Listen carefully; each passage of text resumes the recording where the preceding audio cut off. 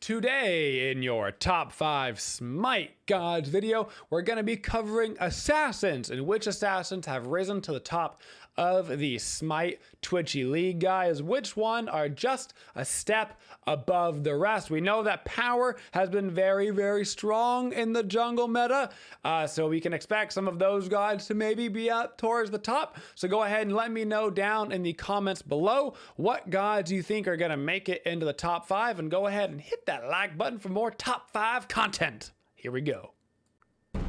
Incon's top 5 Assassin Edition.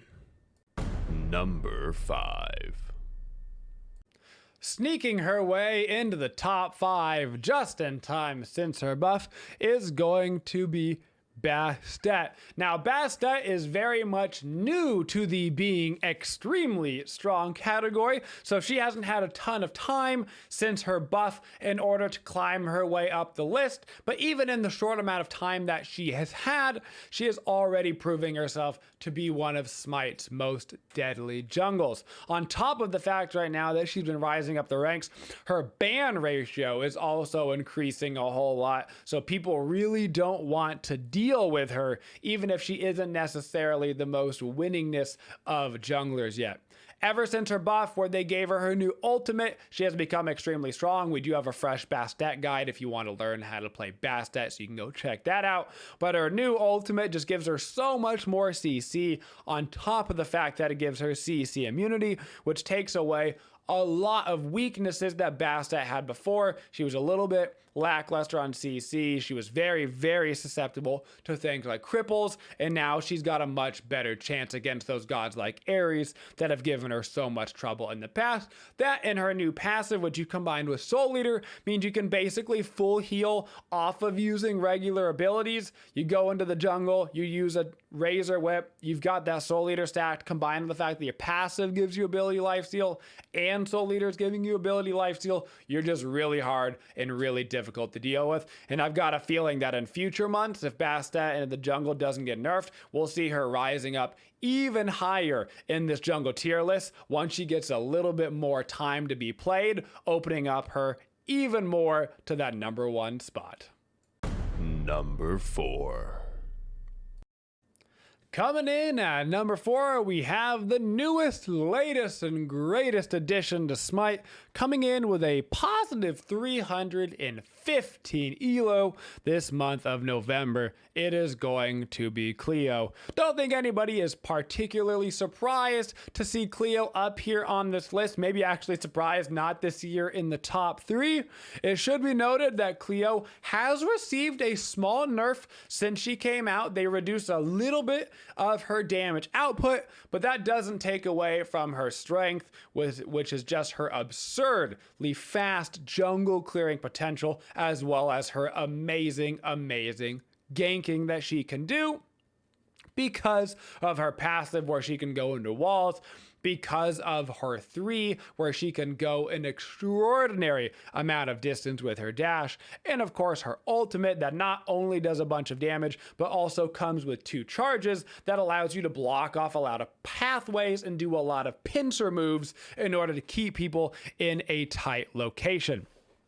Cleo, of course, very much power heavy, enjoying that kind of Jotun's Wrathy, Hydra's, Boomba's, Speary, big CDR, big pen builds that are coming out right now, is a perfect fit into the jungle, and also has a very strong early game gank as well. You can clear the speed buff extremely fast with your 1, as long as you use that 3rd auto to start off on the speed buff, because it does that 1.5 times damage. Little hint there for you.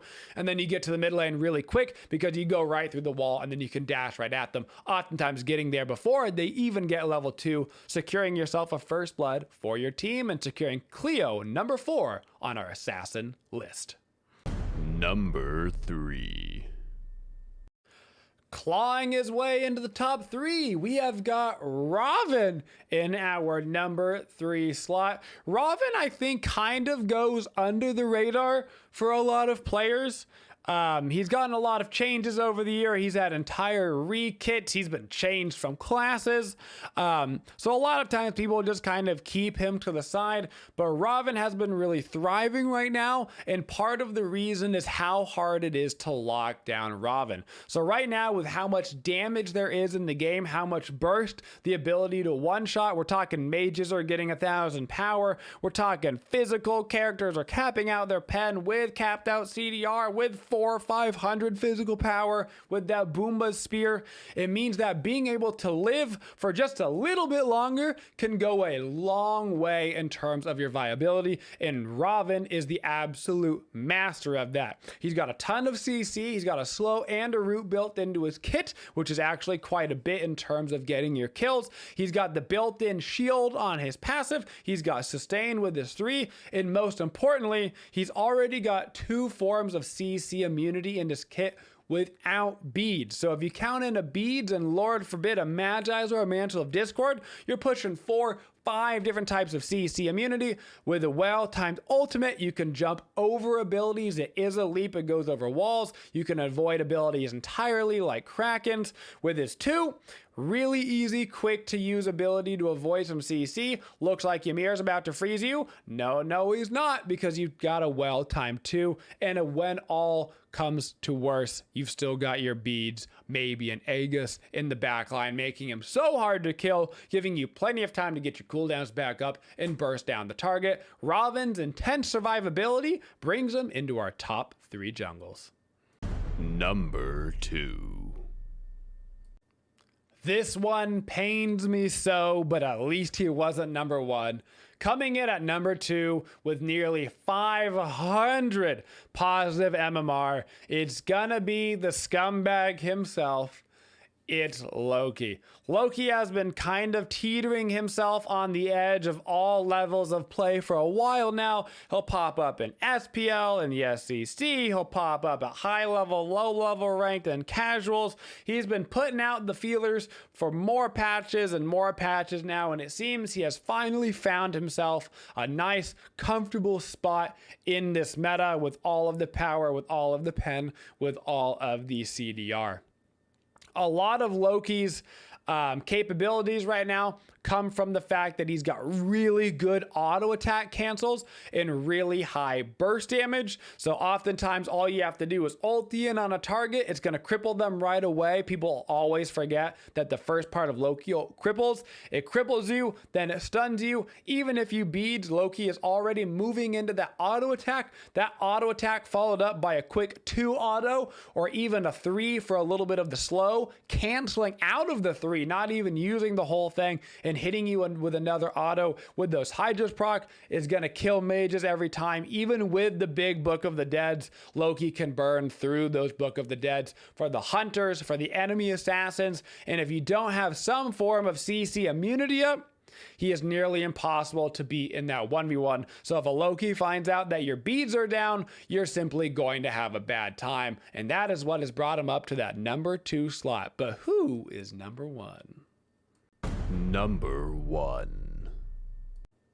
Of course, the number 1 spot goes to the man, the myth, the legend, Tsukiyomi. Tsukiyomi has been absolutely terrifying players across the battleground pretty much since he's come out. At this point, there hasn't been a spot in the meta that he hasn't enjoyed. He always finds a way to slip in, even if it ends up not being in the jungle. Sometimes he just decides, oh, I'm a solo laner now and I'm gonna go be annoying over here. Tsukiyomi has been absolutely destroying in the jungle, the only assassin to have over 600 elo in the Smite Twitchy League. Really, this comes down to the fact that Tsuki gets all of the benefits of being an assassin with all of the sweet items that you can buy and all of the power and pen that come with it, with the added bonus of having ranged autos. The key to playing Tsuki at a high level is utilizing those ranged autos from the 1 and the 3.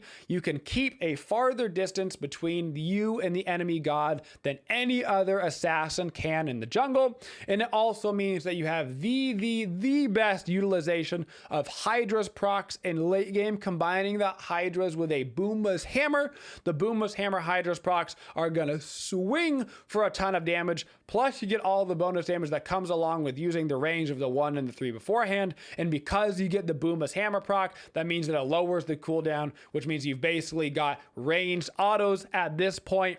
Tsuki's ability to, for all intents and purposes, be a ranged assassin at all times once you get the Boomba's hammer online is what makes him the #1 assassin currently in Smite.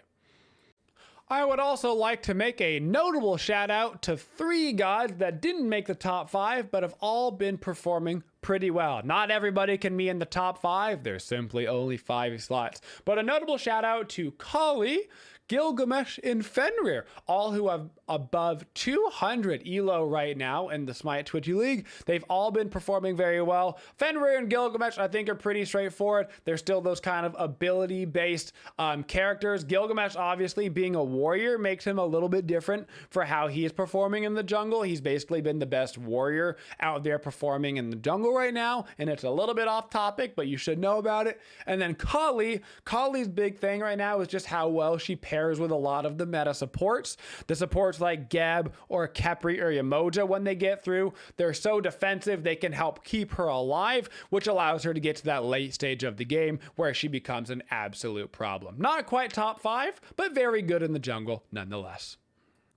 And that, ladies and gentlemen, is your top 5 assassins currently in the meta. Quick recap: that was number 5 Basta, number 4 Cleo, number 3 Robin, number 2 Loki Madness, and number 1 the Tsukiyomi. Pretty strong theme there in the jungle.